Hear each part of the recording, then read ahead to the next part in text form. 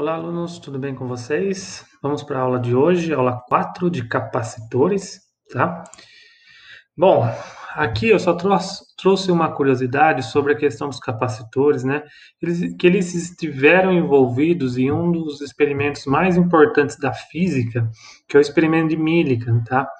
Basicamente, é um experimento que ele foi importante, que ele chama também de experimento da gota de óleo, né? Que é, ele espirra gotículas de óleo aqui em um capacitor, e aí, através de campos elétricos, é, ele consegue manipular o movimento da gota, e com isso ele permitiu o cálculo da carga elétrica. Tá? Então, ele juntou aí os resultados do experimento de Thomson e conseguiu determinar essa carga elétrica fundamental, assim como ele provou a quantização de carga elétrica que a gente viu na aula 1. Mas, assim, no quarto bimestre a gente vai ver em mais detalhes esse experimento. Eu só trouxe aqui para vocês saberem que os capacitores estiveram importantes aí na história da ciência, tá? Bom, mas o que é capacitores? Antes de ver capacitores, precisamos definir essa grandeza que é a capacitância. A capacitância, ela é uma grandeza que a unidade dela, né, foi em homenagem ao Michael Faraday, tá? Um importante cientista aqui para a área de eletricidade, mas a capacitância a gente vai, então, considerar como a capacidade de um condutor de armazenar cargas. Então, a gente viu os processos de eletrização, né, de um corpo. Então, o corpo ele tem uma quantidade máxima de cargas que ele consegue armazenar antes de ter uma ruptura e ele perder as cargas por meio de uma descarga elétrica, tá? Então, a grandeza que simboliza essa capacidade de armazenar é a capacitância. A unidade, então, como eu falei, né, vai ser o Faraday, então é um F maiúsculo. E aí, qual que é a relação aqui? A experiência mostra que a carga elétrica armazenada em um corpo vai ser proporcional ao potencial elétrico que ela vai fornecer, tá? Porque lembre-se, o potencial elétrico é produzido por uma carga-fonte, a gente viu na última aula, e essa proporcionalidade é a denominada capacitância. Então, o C maiúsculo, vamos chamar de capacitância do objeto, tá bom? E veja que essa constante, então, aqui vai depender basicamente de cada objeto que está sendo carregado, tá bom? Então, essa é a definição de capacitância. Agora nós podemos definir o capacitor. Esse capacitor, né, ele vai ser o primeiro dispositivo elétrico que vocês vão ver comigo. Veja que na eletrônica vocês vão usar vários tipos: resistores, geradores, receptores, transistores, enfim. Mas o capacitor ele vai ter uma função específica. Então agora veja, o capacitor é um dispositivo elétrico que vai ser responsável por armazenar essa energia elétrica. E nós vamos ver que essa energia elétrica vai ficar armazenada na forma do campo elétrico, tá? Mas o que então faz como que nós simbolizamos o capacitor num circuito elétrico? O símbolo dele, então, são esse símbolo aqui, que duas placas retinhas. Cuidado para vocês não confundirem com o símbolo de geradores, que nós vamos ver depois que é bem parecido. Então, duas barrinhas paralelas aqui, de mesmo tamanho, você simboliza um capacitor. O capacitor tem de vários tipos no mercado. Temos o capacitor plano, um capacitor esférico ou ainda o cilíndrico. O que determina mais um capacitor, então, é que ele vai ter duas armaduras e cada armadura vai ter um potencial diferente. Então, vai ter uma carga Q positiva e um vai ter uma carga Q negativa. Mas na realidade a gente não precisa ter duas armaduras para fazer um capacitor. Apenas uma, por exemplo, a terra, nós podemos considerar um capacitor, tá? De apenas um tipo de armazenamento de carga. Mas isso é história para outro momento, tá? Na parte de eletroeletrônica, então, vocês vão ver capacitores, então, com dois tipos de armaduras com cargas diferentes. E aí essas cargas diferentes, então, vão produzir um campo elétrico aqui, e resultando num potencial elétrico, então, que vai armazenar energia, tá bom? E veja aqui que nós não temos contato, então a capacitância ela vai ser uma grandeza que vai determinar quantas cargas nós podemos colocar aqui sem que haja uma ruptura de elétrica entre as placas, tá? Então a capacitância representa essa capacidade de armazenar a carga sem ter essa ruptura. E assim, comercialmente, vocês vão ver que tem alguns capacitores que têm uma capacitância fixa, outros vão ter capacitâncias que podem ser alterada, né, os variáveis, e alguns ainda eletrolíticos, né? Então, aqui tem uma fotografia com alguns tipos. Esses detalhes vocês vão ver mais a parte técnica, tá? Então, mas vejam que comercialmente vocês têm uma ampla gama aí de opções. E aí você vai escolher a partir do tipo de circuito elétrico que você está trabalhando, tá? Se é integrado, se é robusto, tá bom? Seguindo, então vamos analisar o capacitor mais simples, que é o capacitor plano. Então, o que acontece? Ele vai ter duas placas, né, paralelas, de área A. Então, temos uma placa aqui e uma placa aqui. Elas são paralelas, tá? Então, elas não estão inclinadas. Elas têm uma área A, tá? Então, pode ser circular ou quadrada, enfim, tanto faz. É uma área A genérica. Eles estão separados por uma distância D, tá? E também é uma distância fixa. Então, como nós vimos, né, vai surgir um campo elétrico no interior das placas, e nós vimos que o campo elétrico ele vai sair das cargas positivas e vai vir para a carga negativa.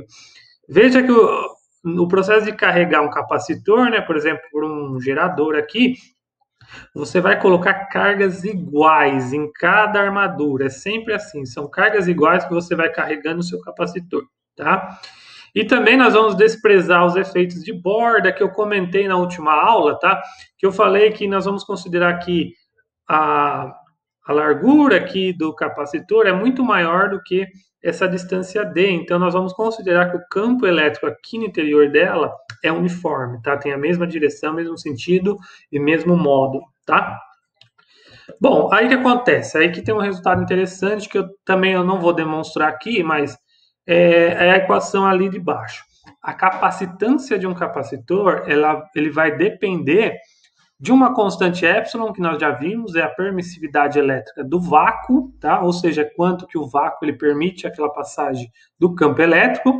Ele vai ter um valor fixo, né? Esse daqui ele nunca vai mudar, uma constante da natureza, 8,85 10 a menos 12 Faraday por metro. Aí vai depender da área, e assim, a área no sistema internacional, então, tem que trabalhar em metros quadrados e a distância em metros. O mais importante aqui dessa equação, né, veja que a capacitância, ela depende da razão, né, da área dividido pela distância, mas o mais importante é que não depende do material das placas. Então, se eu construir um capacitor, uma placa aqui de ferro, ou de alumínio, ou de latão, a capacitância vai ser a mesma, desde que as dimensões geométricas do capacitor sejam as mesmas. Então, em resumo, a capacitância de um capacitor depende unicamente das dimensões do capacitor, não depende do material das placas, tá? Esse é um resultado importante para vocês lembrarem. Bom, eu sei que é o primeiro bimestre, né? Mas talvez vocês já vão ver na parte técnica que nós podemos associar capacitores. E assim, vocês vão ver bastante, trabalhar bastante com resistores. Vocês vão ver que tem similaridades aqui, mas ao mesmo tempo que tem diferenças, tá? Eu convido depois vocês quando tiverem visto a associação de resistores, a voltarem nessa aula e fazerem essa comparação. Vocês vão ver que tem pequenas diferenças, mas as equações são bem parecidas. Bom, nós podemos associar capacitores em série. E o que seria associar em série? Eu pegar um capacitor aqui, e aí ligar por um fio, logo em sequência, um outro capacitor aqui, tá? E aí, logo em sequência, um outro capacitor, e ligar isso nos terminais de uma bateria, de um gerador, e eu tenho a minha associação de capacitores. O que acontece? Quando eu aplico, então, essa DDP, né, por esse gerador, eu vou acumular uma carga positiva aqui, que vai induzir uma carga negativa aqui. Do outro lado dessa armadura do capacitor, eu vou induzir uma carga oposta de mesmo módulo, mais que também vai induzir uma carga menos que aqui. É uma sequência de induções, tá? Mas o que nós temos aqui é que todos os capacitores vão estar com cargas iguais. Então, gravem isso, que a carga de uma associação em série é a mesma, mas o potencial vai ser diferente porque cada capacitor vai ter uma capacitância diferente. Então, o nosso desafio aqui é como associar esses capacitores e encontrar uma associação equivalente, ou seja, é como se eu estivesse tirando esses 3 capacitores e colocasse somente um capacitor que representaria esse circuito. Então, esse desafio é encontrar, então, qual o valor da capacitância equivalente da associação. Como nós fazemos isso? Então, nós vamos aqui estabelecer, né, então, que como o potencial ele vai se dividir, então, a soma dos potenciais de cada capacitor, 1, 2 e 3, né, vai me dar, então, o potencial total, o delta ADDP total. Só que nós vimos lá a dependência do potencial com a carga e capacitância, né? Então, eu vou abrir isso aqui naquela definição, que vai ser carga sobre capacitância. Veja que para o ADDP do capacitor 1, eu vou chamar de carga, que é comum a todos, né, dividido pela capacitância do capacitor 1. No DDP2, eu vou também a carga, que é a mesma, dividido pela capacitância no capacitor 2 e o mesmo para o 3. Isso tudo vai ser, então, igual a DDP total, que aí eu vou colocar aqui como a carga Q, que também é comum, dividido agora pela capacitância equivalente. Veja que agora é equivalente, é o que representa a associação como um todo.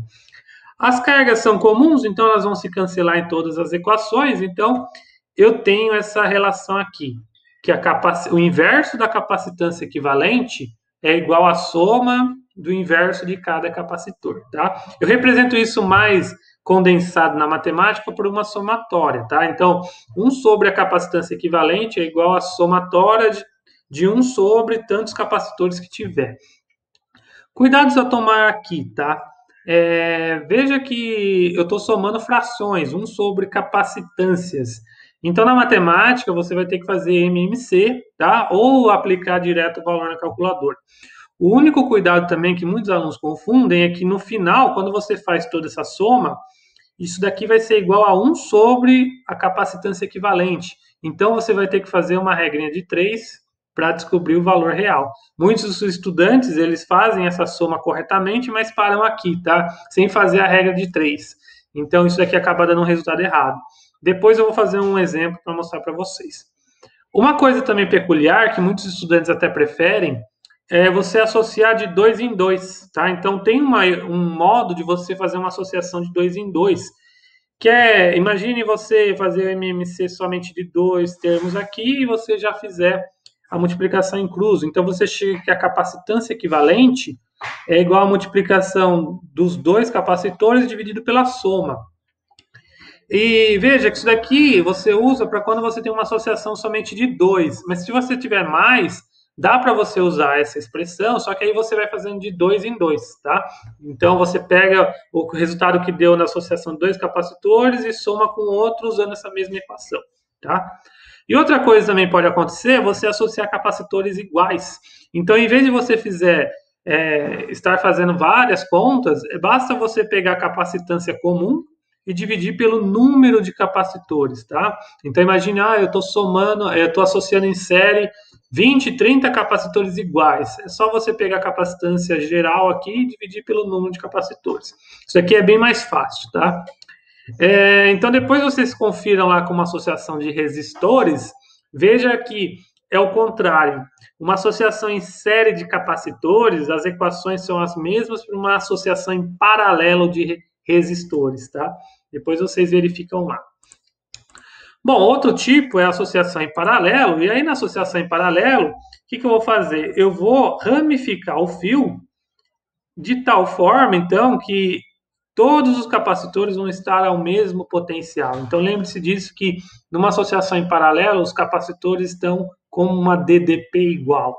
Mas as cargas vão ser diferentes, porque cada capacitor vai ter uma capacidade de armazenar cargas diferente, tá?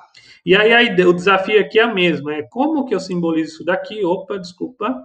Por uma capacitância equivalente, tá? E aí eu volto na definição de carga, né? Então, a carga total da associação vai ser a soma de cada cargas, de cada uma, E aí eu desenvolvo isso daqui em termos de capacitância e potencial.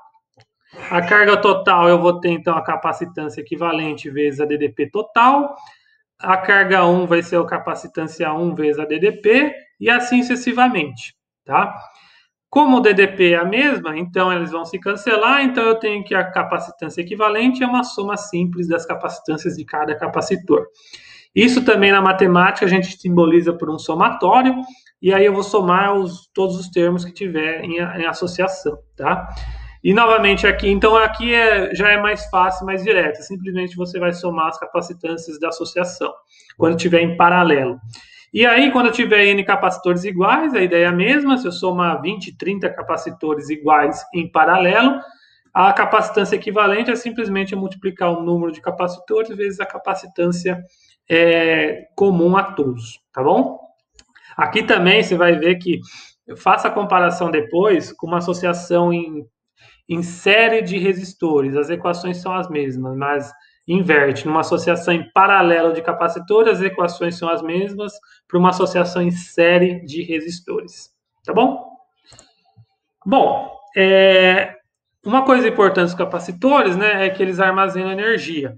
E a energia ela é armazenada em termos da diferença de potencial das placas, mas elas ficam armazenadas mesmo no campo, tá?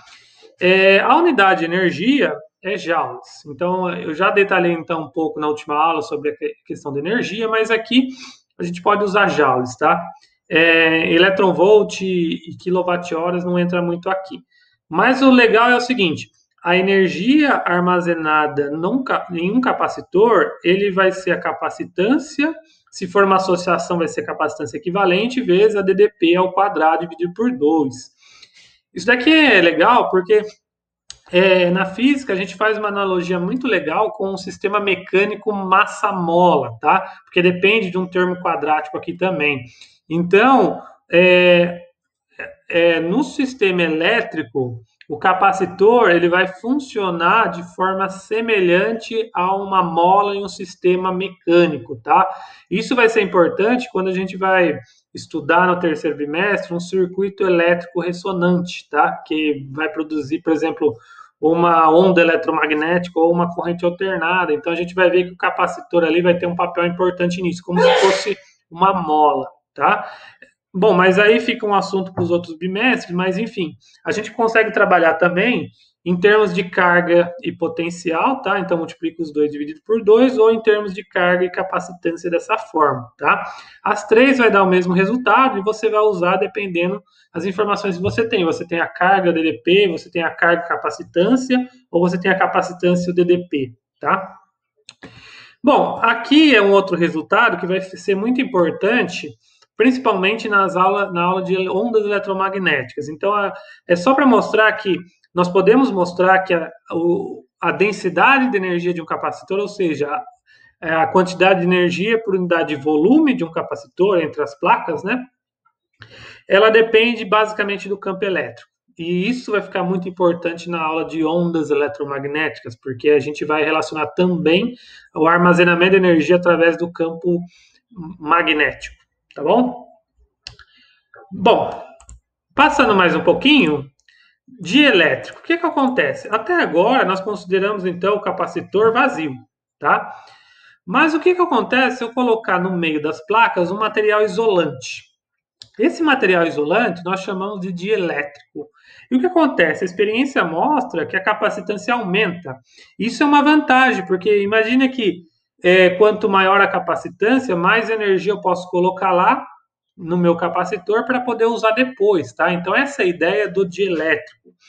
E o dielétrico, na maioria das vezes, ele tem que ser um material isolante, porque a ideia aqui é quando você coloca esse material, ele vai induzir, né, ele vai ficar polarizado, ele vai induzir cargas localmente em cada placa, só que com polaridade oposta. Então, numa placa positiva, vai induzir cargas localmente negativas.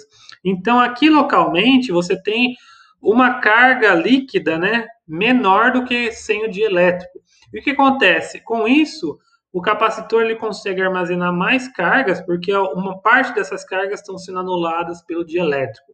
Então, a capacitância que eu vou ter com o dielétrico ela vai ser proporcional à capacitância sem o dielétrico, vamos chamar aqui capacitância no vácuo, e um termo kappa aqui, isso é uma letra grega kappa, que é a constante dielétrica. Isso só vai depender do material que eu estou colocando entre as placas do capacitor. E essa é uma grandeza dimensional, então ela não tem unidades de medida, tá? E nós podemos ir além ainda e mostrar que esse kappa ele vai entrar como naquele K, né, que é a constante eletrostática lá da lei de Coulomb. Então, vou multiplicar também proporcionalmente, também vai entrar lá no ε0, que é a permissividade elétrica. Então, esse kappa teria o sentido assim, que ele vai impedir do campo elétrico atravessar aquele material, tá? Então, quanto maior o kappa, mais dificuldade o campo tem de atravessar. Mas, então, veja que quando eu coloco um dielétrico, na verdade, todas as equações que a gente viu, que entra a constante elétrica, eletrostática e a permissividade elétrica, tudo aquilo vai ficar mudado para epsilon. Eu vou tirar o ε0, tá? Simplesmente multiplicando pela constante elétrica. Então, imagine uma carga num meio que não seja o vácuo, mas, por exemplo, numa água. Qual que é o campo elétrico que ela produz? Vai ser a mesma equação, só que o kappa ou o ε0 que está lá naquela equação vai mudar, você vai multiplicar por esse kappa aqui, tá bom? E aqui é só uns valores, ó, veja, o vácuo, o kappa vale 1, no ar ele é um pouquinho maior, né, 1,0006, mas é praticamente a mesma coisa. Veja que para a água já muda, 81, e o papel e a mica aqui também mudam. Então, os dielétricos são uma parte importante no estudo e no desenvolvimento de capacitores, tá bom? Para terminar a aula, vamos fazer alguns exemplos do que nós vimos até agora. Bom, as armaduras de um capacitor plano, no vácuo, né, medem 30 por 50 centímetros, estão separadas por uma distância D de 2 milímetros. Veja que o capacitor geralmente é um dispositivo eletrônico pequeno, então essas dimensões vão ser bem pequenas. Eu quero saber a capacitância e a carga que ele recebe quando for aplicada uma DDP de 2.000 volts. Para saber a capacitância, né, aqui tem o valor do ε0, eu preciso recorrer àquela definição de capacitância. Então, o ε0 tem o valor aqui, a área eu tenho que multiplicar esses dois e eu tenho o Dzinho, tá? Só que aqui cuidado que aqui está em centímetros, então eu precisei dividir por 100 cada um desses valores para encontrar o valor em metros, tá? Porque precisa estar tudo no sistema internacional. E o Dzinho ele está em milímetros, por isso que eu coloquei um fator 10 a menos 3. Fazendo as contas, você vai achar um valor aí da ordem 10 a menos 9 Faraday. Lembra que capacitância, a unidade é Faraday. E um outro detalhe aqui é que valores de capacitância são valores muito pequenos.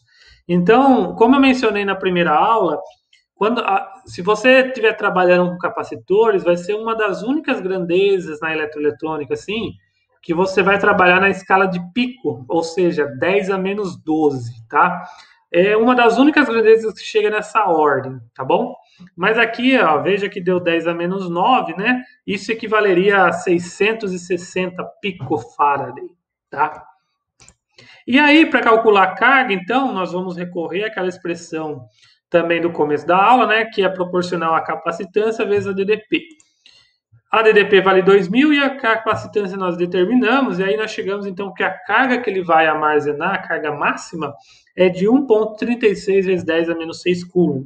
Veja que esse resultado é importante porque com essa capacitância nesse potencial, o máximo de carga é esse resultado. Se você tentar colocar mais cargas, vai ocorrer ruptura de elétrica, tá? E aí você perde uma parte da carga, tá? Mas está aí o resultado da ordem de microcoulombs. Vamos para um outro exemplo. Então, eu liguei no vácuo, né, duas placas paralelas de alumínio a uma bateria de 12 volts. Então, eu tenho um capacitor.